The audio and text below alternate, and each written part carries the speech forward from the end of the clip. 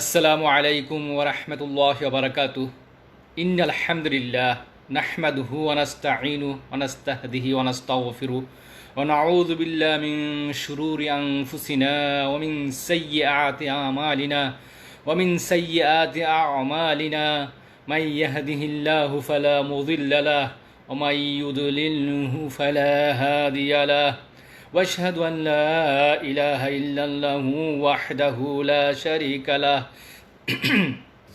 واشهد ان محمدا عبده ورسوله صلى الله عليه وسلم وسلم عليه وعلى آله وصحبه وتبعين لهم بإحسان إلى يوم الدين يا أيها الذين آمنوا اتقوا الله حق تقاته ولا تموتن إلا وأنتم مسلمون হে ইমানদাররা, মুসলমান না হয়ে মৃত্যুবরণ করো না এবং আল্লাহকে প্রকৃতপক্ষেই ভয় করো। সম্মানিত দিনী ভাই সব, আজকের বিষয়টি হলো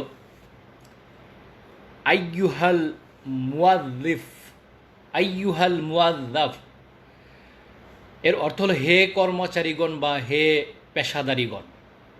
তো আজকের বিষয়টির অনুসারে সেটা বোঝা যাচ্ছে যে যারা যেখানে পেশায় নিয়োজিত আছি সেই পেশাদারদের জন্য একটা দিক নির্দেশনা থাকবে।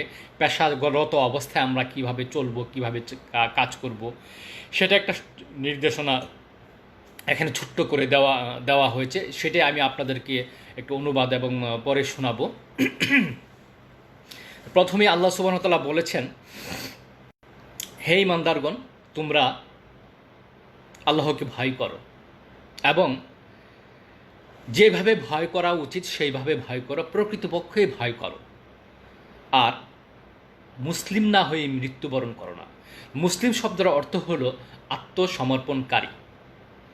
না, আত্মসমর্পণ মানে হলো যে আল্লাহর কাছে এইভাবে আত্মসমর্পণ করতে হবে যেন যেখানেই থাকি না কেন, যে অবস্থায় থাকি না কেন, ভিতর বাহির আল্লাহ সুবহানাহু ওয়া তাআলা দেখছেন এবং আল্লাহ সুবহানাহু ওয়া তাআলার নির্দেশনা ছাড়া নিজের মন গড়ার মতো কোনো কিছু করা যাবে না। তাই আত্মসমর্পণ ওইভাবে করতে হবে। এই আত্মসমর্পণের ব্যাপারে আরও অনেক ব্যাখ্যা করা যাবে, কিন্তু এখন সময় স্বল্পতার জন্য এই বিষয়ে যাব না, শুধু এইটুকুই বললাম।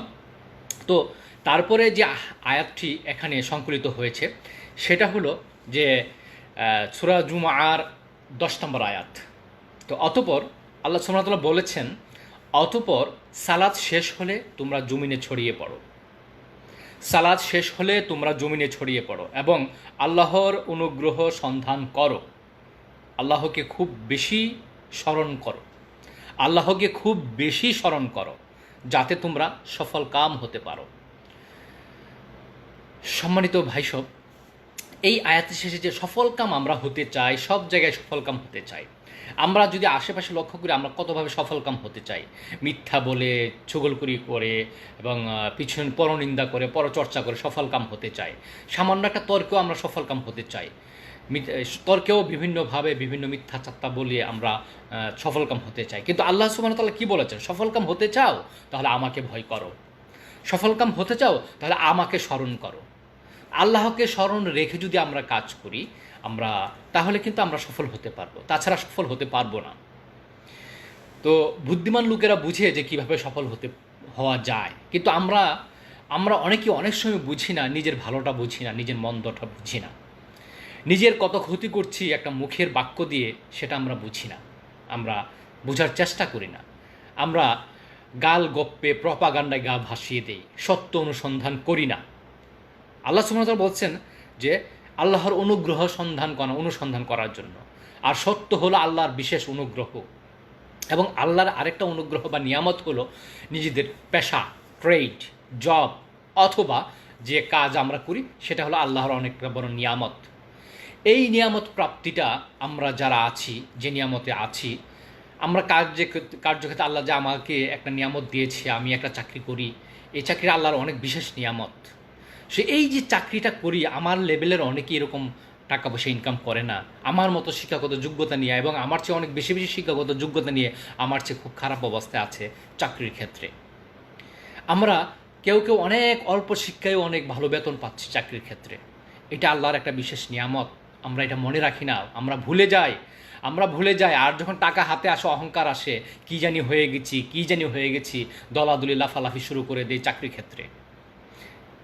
আমাদের এই নিয়ামতটা শুকরিয়া করে আমরা শেষ করতে পারবো না, কিন্তু আমরা এই নিয়ামতের কথা ভুলে যাই, অন্যের হিংসা করি। অন্যের প্রতি হিংসা করাটা হলো চাকরি ক্ষেত্রে বিশেষ করে আমাদের আশেপাশে মানুষদেরকে আমরা হিংসাত্মক হয়ে যাই, আমাদের নিয়ামতকে ভুলে যাই, আমাদের আল্লাহকে ভুলে যাই, আল্লাহর শুকরিয়া জ্ঞাপন করতে ভুলে যাই।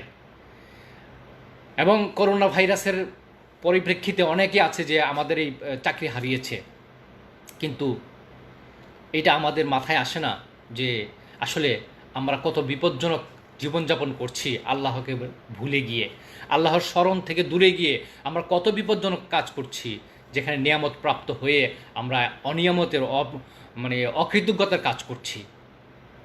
সো যেহেতু আমাদের চাকরি বা পেশা হলো একটা বিশেষ আল্লাহর নিয়ামত, এই নিয়ামতটা নিয়ে আমাদের সন্তুষ্ট থাকতে হবে, যে অবস্থায় আছে শুকরিয়া জ্ঞাপন করতে হবে।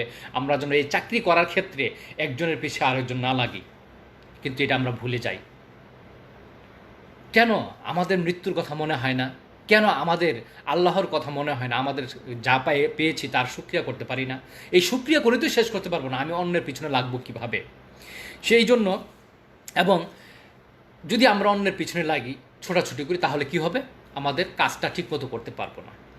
তাই তাবারানি আওসাতের একটা হাদিস আসছে এখানে, যে আল্লাহ সুবহানাহু ওয়া তাআলা যে আমাদের যে নিয়ামতটা দিয়েছেন, এই নিয়ামতগুলো কি কি আছে সেটা এখানে বলা হয়েছে। তাবারানি আওসাতের 1692 নম্বর হাদিস। এখানে বলা হয়েছে যে রাসূলুল্লাহ সাল্লাল্লাহু আলাইহি সাল্লাম কিছু সংখ্যক সাহাবী নিয়ে বসেছিলেন। তখন সাহাবীদের মধ্যে একজন জিজ্ঞেস করলেন, একজন বললেন, ইয়া রাসূলুল্লাহ, একটা লোক হেঁটে যাচ্ছে, সে খুব নাদুস, সে যদি আল্লাহর রাস্তায় আসতো তাহলে তার জন্য খুব ভালো হতো। রাসূলুল্লাহ সাল্লাল্লাহু আলাইহি সাল্লাম বললেন, সে যদি তার যুবক পুত্র, হারিয়ে যাওয়া পুত্রকে খুঁজতে বের হয়ে থাকে, তাহলে সে আল্লাহর পথেই আছে। এবং সে যদি তার দুই বৃদ্ধ পিতামাতার আহার বা কোনো প্রয়োজন সারানোর জন্য বের হয়ে থাকে, তাহলে আল্লাহর পথেই আছে। তাহলে এবং সে যদি তার নিজের পেটের ক্ষুধা নিবারণের জন্য বের হয়ে থাকে, তাহলে সে আল্লাহর পথেই আছে। এবং যদি সে লোক দেখানো বা অহংকার করার জন্য প্রচেষ্টা চালিয়ে যায় বা অহংকার করার জন্য বের হয়ে যায়, তাহলে সে শয়তানের পথে আছে। সম্মানিত ভাইসব, তাহলে কি অহংকারটা এবং হিংসাটা কাছাকাছি? হিংসা কেন হয়? যখন আমার ভিতরে অহংকার থাকে। হিংসাটার কারণটা কি? যে ওর কথা কি শুনবো, ওর কথা কি মানবো, ওরে কি পছন্দ করা আছে, ওরে কি হিসাব করার সময় আছে, এগুলো হলো হিংসাত্মক কথাবার্তা। এবং এটা একটা অহংকার, কারণ অন্যকে তুচ্ছ-তাচ্ছিল্য করাটা অহংকার, অন্যকে খাটো করে দেখাটা অহংকার, অন্যের হককে মেনে নিতে না পারাটা অহংকার। কারণ সহিহ মুসলিম এবং আবু দাউদের হাদিসে আসছে যে সত্যকে দম্ভ ভরে অস্বীকার করা বা এড়িয়ে চলাটা হলো অহংকার। তাহলে যদি কোনো একটা মানুষের মধ্যে ভালো গুণ থাকে, এই গুণটাকে আপনি মেনে নিতে পারছেন না, হিংসা করছেন, তাহলে এটা হলো আপনি অহংকার করছেন। মানে হিংসা এবং অহংকার খুব পাশাপাশি। এই হিংসার কারণে কি হচ্ছে যে যদি এটা করা হয় তাহলে হবে কি? তাহলে শয়তানের পথে। এই হাদিস শুনে বোঝাচ্ছে যে এইগুলো হলো শয়তানের পথ, লোক দেখানো, অহংকার করা হলো শয়তানের পথ। হ্যাঁ, তাহলে আমরা বুঝতে পারলাম যে শয়তানের পথটা কি, এবং শুধু খালি আল্লাহর সন্তুষ্টির জন্য কাজটা চালিয়ে দিতে হবে, এর সাথে অন্য কিছুর জন্য আমাদের জড়িত না হয়। তো আমরা আশা করি বুঝতে পারছি। তারপরে যে হাদিসটি এখানে, যদি আমরা এই শয়তানের পথ থেকে আমরা বিরত থাকতে চাই, শয়তানি পথ থেকে, অহংকার সুলভ আচরণ, হিংসাত্মক আচরণ, আসলে শয়তান কিন্তু তার আমরা সবাই জানি যে শয়তান বলে আমরা চিনি, শয়তানের আসল নাম হলো ইবলিস কিন্তু শয়তান হয়েছে কেন? যখন আল্লাহর হককে মেনে নিতে পারে নাই, আদম আলাইহিস সালামের সাথে হিংসাত্মক হয়ে অহংকার প্রদর্শন করেছে, তখনই সে শয়তান হয়েছে। এই শয়তানের পথটা কিন্তু এখন আমরা সামাজিক জীবনে, পারিবারিক জীবনে আমরা কী করে নিয়েছি? অবলম্বন করছি। আমরা শয়তানের পথ অবলম্বন করলাম, মানে কি? আমরা শয়তানের সব কিছু ধারণ করে নিলাম। সো আমরা নবী সাল্লাল্লাহু আলাইহি সাল্লাম এবং আল্লাহ সুবহানাহু ওয়া তাআলা যে নির্দেশনা দিয়েছে নবী সাল্লাল্লাহু আলাইহি সাল্লামের মাধ্যমে, এই নির্দেশনা থেকে যদি আমরা সরে আসি, তখনই আমরা শয়তানের পথে চলে যাই। আর এই শয়তানের পথ থেকে বিরত থাকার জন্য এবং করার জন্য আল্লাহ রাসূল সাল্লাল্লাহু আলাইহি সাল্লাম একটি দোয়া করতেন, সবসময় একটি দোয়া করতেন। দোয়াটা কী করতেন? যে আনাস ইবনে মালিক রাদিয়াল্লাহু আনহু হতে বর্ণিত, তিনি বলেন নবী সাল্লাল্লাহু আলাইহি সাল্লাম প্রায়ই বলতেন, হে আল্লাহ, নিশ্চয়ই আপনি আমার আপনার কাছে আমি আশ্রয় প্রার্থনা করছি অক্ষমতা থেকে, অলসতা থেকে, কাপুরুষতা থেকে এবং অত্যাধিক বার্ধক্য থেকে, আর আশ্রয় প্রার্থনা করছি কবরের আজাব হতে, আর আশ্রয় প্রার্থনা করছি জীবন ও মৃত্যুর ফিতনা হতে। দেখুন, জীবন এবং মৃত্যুর ফিতনা, ফিতনা কিন্তু আমরা এইটাই ফিতনা যে একজনের প্রতি অহংকার করা, মানে তাকে মানে তার পিছনে লেগে দেওয়া, এটা হলো মানে ফিতনা। তারপরে ফিতনা করা যাবে না। তারপরে কি যে কাপুরুষতা, পিছনে যখন আমরা ব্যাক বাইটিং করি, পিছনে যখন ক্ষতি করার চেষ্টা করি, চাকরির ক্ষেত্রে হোক, যেহেতু পেশাদারদের নিয়ে কথা, আমরা পেশাদারিত্বের ক্ষেত্রে যখন পেশা পালন করি বা আমরা চাকরি করি, তখন আমরা কিন্তু এই কাজটা বেশি করি, হিংসাত্মক হই, একজনের পিছনে আরেকজন কাপুরুষতা উচিত কাজ করি। কাপুরুষতা উচিত কাজ কি? যখন পিছনে তাকে খারাপ প্রচার করে, তাকে খারাপ করতে চায়, তার সাথে সে যদি কাউকে, আমাদের কলিগ কাউকে যদি পিছনে গিবত করে, ছুগলকুরি করে, তার বদনাম রটনা পটনা করে যদি আমরা তাকে মানে দাবিয়ে রাখতে চাই, এগুলো হলো কাপুরুষতা। আপনার যদি যোগ্যতা থাকে, তার সাথে যোগ্যতা দিয়ে এবং কোয়ালিটি দিয়ে এগিয়ে যান, কিন্তু চুগলকুরি করে কেন আপনার তাকে অপদস্থ করতে হবে, তাকে পিছনে ফেলতে হবে? প্রতিযোগিতা করেন হক পথে, আপনার মেধা দিয়ে, আপনার কার্য দিয়ে, আপনার অভিজ্ঞতাতে, আপনার স্মার্টনেস দিয়ে আপনি চালিয়ে যান, আপনার অ্যাটিটিউড দিয়ে আপনি চালিয়ে যান তা আপনার নির্ধারিত লক্ষ্যে যাওয়ার জন্য। কিন্তু এই যে কাপুরুষতা, এটা হলো যে পিছনে ব্যাকবাইটিং করা, পিছনে সমালোচনা করা, গীবত করা হলো কাপুরুষতা। অতএব রাসূল সাল্লাল্লাহু আলাইহি ওয়াসাল্লাম যেহেতু এই কাজ কখনই করেন, তবুও রাসূল সাল্লাল্লাহু আলাইহি ওয়াসাল্লাম এই কাজটাকে, এই কাপুরুষতা থেকে আশ্রয় চেয়েছেন এবং যে ফিতনা থেকে আশ্রয় চেয়েছেন। মনের অজান্তে আমরা অনেক সময় ফিতনা প্রচার করে ফেলি, ফিতনা ছড়িয়ে ফেলি সমাজে, এবং অনেক মনে নিজে প্ল্যান করে অনেক সময় ফিতনা ছড়াই আমরা, এবং বাস্তব ক্ষেত্রে আশেপাশে তাই দেখা যায় সামাজিক প্রেক্ষাপটে, যে ফিতনাবাজ আমরা হয়ে যাচ্ছি। এগুলো থেকে আল্লাহ রাসূল সাল্লাল্লাহু আলাইহি ওয়াসাল্লাম সবসময় দোয়া করতেন, আশ্রয় চাইতেন আল্লাহর কাছে। তাহলে এই যে এভাবে আল্লাহর কাছে যদি দোয়া করে, আমরা দোয়া করতে, মানে এভাবে যে আল্লাহর কাছে দোয়া করতে হবে, কারণ এভাবে আশ্রয় চাইতে হবে, কারণ হলো যে আল্লাহ সুবহানাহু ওয়া তাআলা যে নির্দেশনা দিয়েছে, এই জন্য আপনার আল্লাহর কাছে আশ্রয় চাইতে হবে। যে একটা নির্দেশনা দিয়েছেন সূরা ইউনূসের 61 নম্বর আয়াতে, আল্লাহ বলেছেন, আর আপনি হে নবী, আর আপনি যে অবস্থায় থাকুন না কেন, এবং আপনি যে সম্পর্কে কোরআন থেকে যা তিলাওয়াত করেন না কেন, এবং তাদেরকে বলো, তোমরা যে আমলই করো না কেন, আমরা তোমাদের সাক্ষী থাকি। আল্লাহ সুবহানাহু ওয়া তাআলা সাক্ষী থাকেন। আমরা যাই বলি না করে, আল্লাহ সুবহানাহু ওয়া তাআলা সাক্ষী থাকেন। যখন তোমরা তাতে প্রবৃত্ত হও, এবং কি শুধু করে ফেললেই হয় না, যখন মনের মধ্যে আমরা করতে ইচ্ছা প্রকাশ করি, তখনই আল্লাহ সাক্ষী হয়ে যান, আল্লাহ দেখে ফেলেন। এটা আল্লাহ বলছেন। আর আসমান ও জমিনের অনুপরমাণু আপনার রবের দৃষ্টির বাইরে নয়। আসমান অনুপরমাণু, আমাদের ভিতরে যে কলিজার মধ্যে, যে আমাদের হার্টের মধ্যে যে ছোট্ট একটা অনুপরমাণু আছে, সেটা আল্লাহ সুবহানাহু ওয়া তাআলা দেখেন। সো আমি কি গোপন করব? আমরা গোপনে যে পরামর্শ, কুচক্র, ষড়যন্ত্র করি, আমরা কি গোপন করব? আল্লাহ তো দেখছেন। এই ভয়টা কেন নয় আমাদের মধ্যে, যে আল্লাহ দেখছেন? আল্লাহ সুবহানাহু ওয়া তাআলা এসব দুর্হিত কাপুরুষতা থেকে আমাদের সবাইকে রক্ষা করুন। আমিন ইয়া রাব্বুল আলামিন। তাহলে বোঝা গেল কেন রাসূল সাল্লাল্লাহু আলাইহি ওয়াসাল্লাম এইভাবে দোয়াটা শিখিয়েছেন আমাদেরকে, যে আল্লাহর কাছে কেন পানা চাইতে হবে, আশ্রয় চাইতে হবে, নিজের অজান্তে কাজ করা থেকেও আশ্রয় চাইতে হবে। কারণ আল্লাহ সুবহানাহু ওয়া তাআলা দেখেন। শুধু ইচ্ছা করার আগেই, ইচ্ছা যে মনের মধ্যে যখন কোনো ইচ্ছা প্রকাশ করি, তখনই আল্লাহ সুবহানাহু ওয়া তাআলা দেখে ফেলেন, এবং না ইচ্ছা প্রকাশ করার আগেও সব কিছু দেখে ফেলেন। সুবহানাল্লাহি ওয়া বিহামদিহি সুবহানাল্লাহিল আযীম। তাহলে এই যেহেতু আল্লাহ যেহেতু ভিতর ও বাইরে সব কিছুই দেখেন, অতএব আমাদের আরেকটু উপদেশ এই হিসেবে আল্লাহর কাছ থেকে গ্রহণ করতে হবে, যে সূরা নিসাতে আল্লাহ সুবহানাহু ওয়া তাআলা বলেছেন, নিশ্চয়ই আল্লাহ তোমাদের নির্দেশ দিচ্ছেন যে আমানত তার হকদারকে ফিরিয়ে দিতে, আর তোমরা যখন মানুষের মধ্যে বিচার কার্য পরিচালনা করবে, তখন ন্যায় পরায়ণতার সাথে বিচার করবে। আল্লাহ তোমাদেরকে যে উপদেশ দেন তা কতই উৎকৃষ্ট, নিশ্চয় আল্লাহ সর্বশ্রোতা সর্বদ্রষ্টা। তাহলে এবার বোঝা যাচ্ছে যে আল্লাহ সুবহানাহু ওয়া তাআলা কি সূরা নিসার এই আয়াত অনুসারে আমরা বুঝতেছি যে আমরা যখন হক মনে করি, টাকা পয়সা মারলেই হক মনে হয় না। একজন মুমিনের হক হলো তার ইজ্জত, তার নিয়ামত, তার রিজিক, তার সুখ শান্তি সব কিছু মুমিনের হক। মুমিনকে অসন্তাতে রাখা যাবে না, কারণ মুমিনের কোনো ব্যাপারেই কোনো ক্ষতিকর কোনো কিছুই করা যাবে না, কারণ এটা তার মুমিনের হক। সো আমরা যে এই হকগুলা যদি মেরে থাকি তাকে সেটা ফেরত দিতে হবে। তার কোনো ইজ্জত যদি হানি করে থাকে তাকে এটা তার কাছে সরাসরি মাপ চেয়ে ওই জায়গায় নিয়ে যেতে হবে। কারণ আমরা সহিহ মুসলিমের একটা হাদিস আসছে যে যদি আপনি কোনো লোককে কোনো জায়গায় তার সম্বন্ধে বদনাম করে থাকেন, ওই জায়গায় গিয়ে তার সুনাম করে তওবা করে তার কাছে মাপ নিয়ে নিতে হবে। এইটা হলো নিয়ম। কিন্তু আপনি দেখা যাচ্ছে এক সময় একজনের একটা পজিশনে ছিল, তার সাথে সরালেন, তার ওই পজিশন তাকে দিয়েই, যদি ওই পজিশন তার হক হয়ে থাকে তো ওই পজিশন দিয়েই তাকে তার তার হক ফিরিয়ে দিতে হবে, অন্যভাবে হবে না। হক যেটা সেটাই ফিরে দিতে হবে। সো এইভাবে যদি আমরা ফিরে দেখি যে আর বিচার কার্য আমরা অনেক সময় করি কি, নিজের কাছাকাছি আত্মীয় স্বজনকে বা একসাথে যারা থাকি গ্রুপের মানুষকে বেশি আমরা প্রাধান্য দিতে বিচারের ক্ষেত্রে, হ্যাঁ, অন্যায়ভাবে তাকে আমরা জিতিয়ে থাকি। এইগুলা বড়ই অপরাধ, কবিরা গুনাহ। এগুলা ন্যায়পরায়ণতার বিচার, এবং ন্যায়পরায়ণ ছাড়া, একজন ন্যায়পরায়ণ ব্যক্তি ছাড়া জান্নাতে যেতে পারবে না।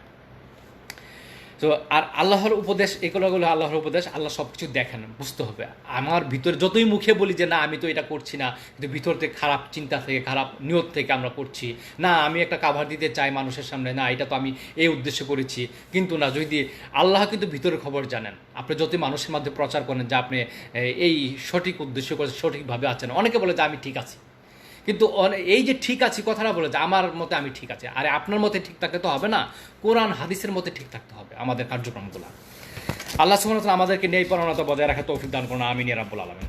যেহেতু আল্লাহ সর্বশক্তিমান, সর্বশ্রোতা এবং সব কিছু দেখেন, তাই রাসূল সাল্লাল্লাহু আলাইহি ওয়াসাল্লাম বলেছেন যে, বাইহাকির একটা হাদিস, যে রাসূলুল্লাহ সাল্লাল্লাহু আলাইহি ওয়াসাল্লাম বলেছেন আল্লাহ তাকে বেশি ভালোবাসেন যে তার নিজের কাজটি সঠিকভাবে ভালোভাবে করে।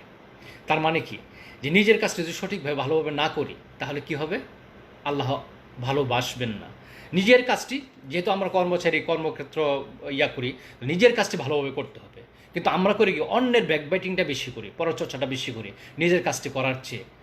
নিজে কাজ করি না ঠিকমতো, বসে বসে অন্যের সমালোচনা করছি, অন্যায় কাজ করছে। কর্মক্ষেত্রে এটাই বেশি হয়, যারা কাজ করে না তারা অকাজ করে। আমি প্রায় বলি যে যারা কাজ করে না তারা করে আকাজ।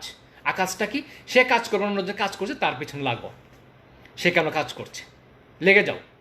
এগুলো হলো খুবই খারাপ কাজ, আল্লাহর অপছন্দনীয় কাজ। আপনারা যারা করছেন এসব, যে নিজের কাজটি ভালো করে করেন, অন্যের দিকে তাকানো দরকার নাই। এই হাদিসের প্রতিপাদ্য বিষয় হলো যে আল্লাহ তাকেই ভালোবাসেন যে নিজের কাজটি ভালোভাবে করে। তারপরে যে এই হাদিস শুনেছেন আমরা যেটা, যে দেখলাম যে নিজের কাজের সাথে যেহেতু জড়িত, অথবা আমাদের আল্লাহর ভালোবাসাটা, যে আমরা যদি কাজটা ঠিক মতো না করি তাহলে আল্লাহ ভালোবাসবেন না। আর এই কাজ করার সাথে আমরা যে কাজটা করি, কাজের সাথে যেহেতু আমার কোনো কাজের জন্য আমি যে কাজটা করি, এই কাজের দ্বারা অন্য একজন উপকৃত হতে পারে, এই উপকৃত আমার সাথী ভাইকে উপকৃত হতে পারে, এই উপকৃত কাজটিও উপকৃত হওয়ার ক্ষেত্রেও কি আছে, যে মানে উপকৃত করার ক্ষেত্রে একটা হাদিস এখানে বর্ণিত হয়েছে, তিরমিজি 2488 নম্বর হাদিস, আব্দুল্লাহ ইবনে মাসউদ রাদিয়াল্লাহু আনহু হতে বর্ণিত। তিনি বলেন রাসূলুল্লাহ সাল্লাল্লাহু আলাইহি ওয়াসাল্লাম বলেছেন, আমি কি তোমাদেরকে জানিয়ে দিব না কোন ব্যক্তির জন্য জাহান্নাম হারাম এবং কোন কার জন্য জাহান্নাম জান্নাত হারাম।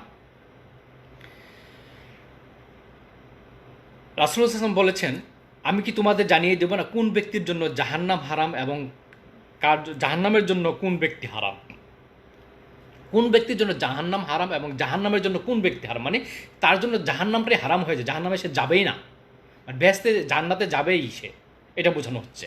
তাহলে যে ব্যক্তি মানুষের কাছে কাছাকাছি এবং জনপ্রিয়, দেখুন যে ব্যক্তি মানুষের কাজগুলো সঠিকভাবে করে তারা কিন্তু মানুষকে পছন্দ করে।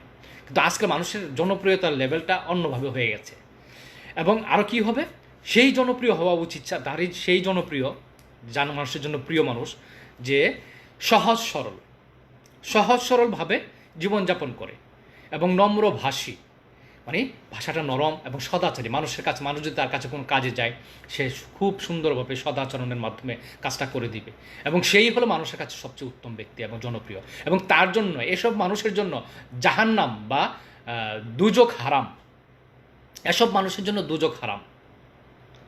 সুবহানাল্লাহ।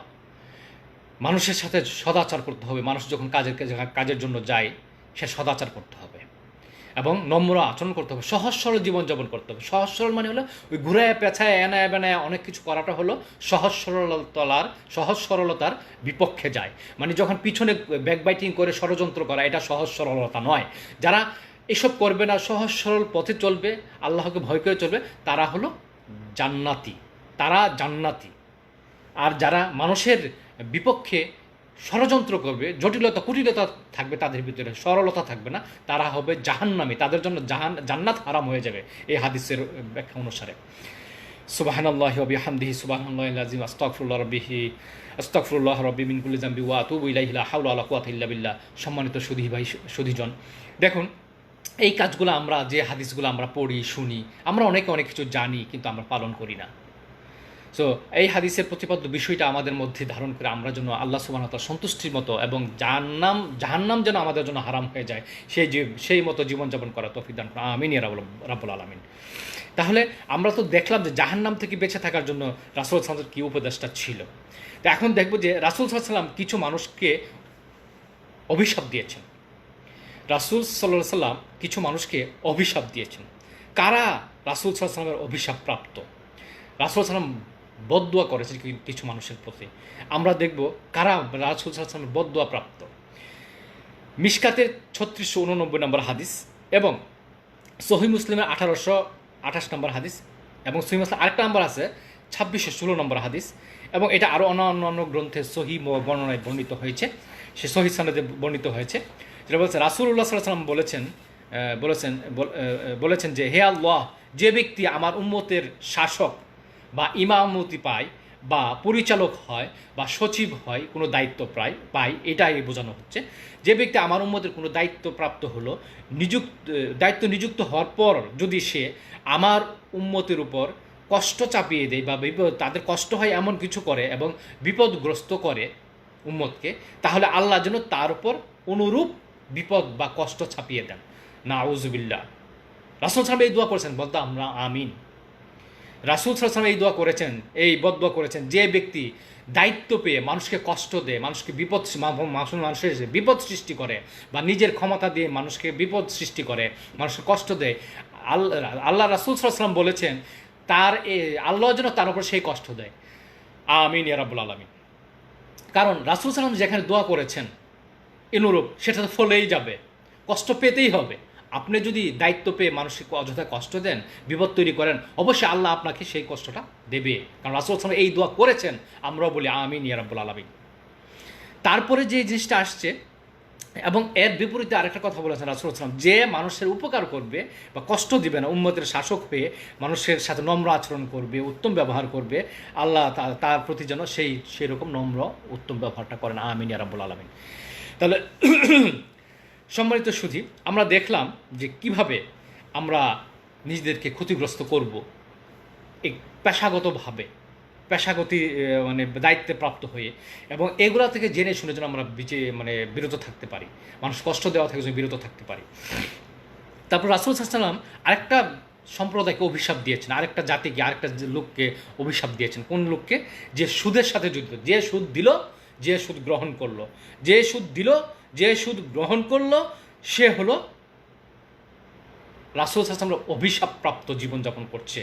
বুখারীর 481 নম্বর হাদিস, বুখারীর 481 নম্বর হাদিসে রাসূল সাল্লাল্লাহু আলাইহি ওয়াসাল্লাম বলেছেন কি, যে সুদ গ্রহণ করলো এবং যে সুদ দিল, যে সুদ গ্রহণ করলো, যে সুদ, যে ঘুষ দিল, যে ঘুষ গ্রহণ করলো, যে ঘুষ গ্রহণ করলো, যে ঘুষ দিল, সে হলো রাসূল সাল্লাল্লাহু আলাইহি ওয়াসাল্লাম তাকে অভিশাপ দিয়েছেন, সে অভিসম্পাদ প্রাপ্ত ব্যক্তি।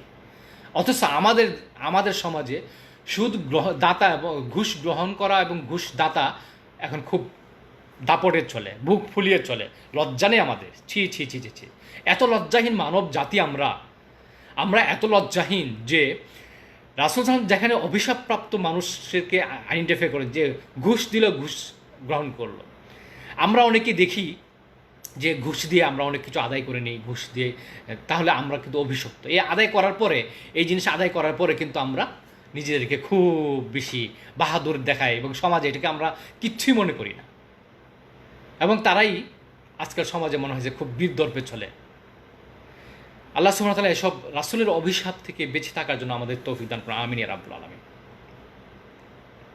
তারপরে যে হাদিসটি আসছে সূরা আনফালের রাসূল আল্লাহ সুবহানাহু ওয়া তাআলা বলেছে, হাদিস নয় আয়াতটি এখন সংকলিত হয়েছে, সূরা আনফালের ২৭ নম্বর আয়াত অনুসারে আমরা একটা শিক্ষা গ্রহণ করতে পারি। সেটা হলো যে আমানত রক্ষা করতে হবে। আমানত রক্ষাটা সব রকম আমানত রক্ষা করতে হবে। আমরা আমানত কিন্তু আমাদের নিজের ঈমান রক্ষা করা, নিজের মুখ থেকে কোনো কিছু খারাপ কিছু না বলা, নিজের মুখ দিয়ে অন্যকে ক্ষতি না করা, হ্যাঁ, নিজে হিংসা না করা, এগুলো হলো এইসবও আমানতের ভিতরে। কারণ হলো কি, এগুলো মুখের আমানত, আমাদের নিয়ামতের আমানত। আমরা যে নিয়ামত পাচ্ছি এটা নিয়ামতের আমানত, হ্যাঁ, সেটা আমাদের রক্ষা করতে হবে। তারপরে আরেকটা হলো যে যে মানে এই আমানতের মধ্যে যে এসব আমানত যদি আমরা রক্ষা না করতে পারি তাহলে কিন্তু আমরা সমস্যা খুবই বেশি, মানে আমানত যার মধ্যে নাই সে হলো, আমানত যার ভিতরে নাই সে হলো, সে ইসলাম থেকে বের হয়ে যায়। অতএব আমাদের খেয়াল করতে হবে সব কিছু কীভাবে আমরা কোথায় আমরা আমানত নষ্ট করছি সেটা যেন আমরা আমানত বজায় রাখতে পারি, সেদিকে খেয়াল রাখতে হবে। তারপরে সহিহ বুখারীর সহিহ বুখারীর 4081 নম্বর হাদিসটি, যেটা আমি বলতে চাইছিলাম, যেটা ভুল বলেছি, 4081 নম্বর হাদিসটিতে একটা ভুল বলেছি, যেটা হলো যে এখানে হলো যে আবু মুসা রাদিয়াল্লাহু আনহু হতে বর্ণিত, নবী সাল্লাল্লাহু আলাইহি ওয়াসাল্লাম বলেছেন, মুমিন আরেক মুমিনের জন্য ইমারত স্বরূপ। ইমারত মানে দেয়াল স্বরূপ, প্রোটেক্টিভ দেয়াল স্বরূপ। আরেক জায়গায় বলেছে ইমারত মানে প্রোটেক্টিভ দেয়াল স্বরূপ। এক মুমিন আরেক মুমিনের ক্ষতি করবে না কোনো ক্রমেই, অথচ আমরা এক মুমিন আরেক মুমিনের ক্ষতি ছাড়া আর কোনো কিছু করিই না মনে হচ্ছে। ক্ষতি ছাড়া সমাজে আর কোনো কিছুই নাই। আর রাসূল সাল্লাল্লাহু আলাইহি ওয়াসাল্লাম বলেছেন, এক মুমিন আরেক মুমিনের ইমারত স্বরূপ বা প্রোটেক্টিভ দেয়াল স্বরূপ। সে একজন আরেকজনকে তার এক মুমিন আরেক মুমিনের হাতকে শক্তিশালী করবে। এই কথা বলে রাসূল সাল্লাল্লাহু আলাইহি ওয়াসাল্লাম এইভাবে শক্তিশালী করবে, এইভাবে আঙ্গুলকে একটা ভিতরে একটা ঢুকিয়ে এইভাবে শক্ত করে দেখিয়েছেন যে এইভাবে শক্তিশালী করবে। কিন্তু আমরা করি কি, এভাবে তো করিই না, শক্তিশালী করি না, আরও দুর্বল করে দিই মিথ্যা অপবাদ দিয়ে, মিথ্যা ছুগলকুরি করে, অনেক কিছু করে, পিছনে পরনিন্দা পরচর্চা করে আমরা আরও বেশি ক্ষতি করে দিই। সো আজকে যে আলোচনাটি করলাম এটা আমাদের পারিপার্শ্বিক জীবনের জন্য অনেক বড় দরকার। সো আমরা যেন এইগুলা মেনে চলতে পারি, আল্লাহ সুবহানাহু ওয়া তাআলা সেই দোয়াই করছি। ওয়া আখিরি দাওয়ানা আনিল হামদুলিল্লাহি রাব্বিল আলামিন, সুবহানাকা আল্লাহুম্মা ওয়া বিহামদিকা আশহাদু আল্লা ইলাহা ইল্লা আনতা আস্তাগফিরুকা ওয়া আতুবু ইলাইক। আসসালামু আলাইকুম ওয়া রাহমাতুল্লাহি।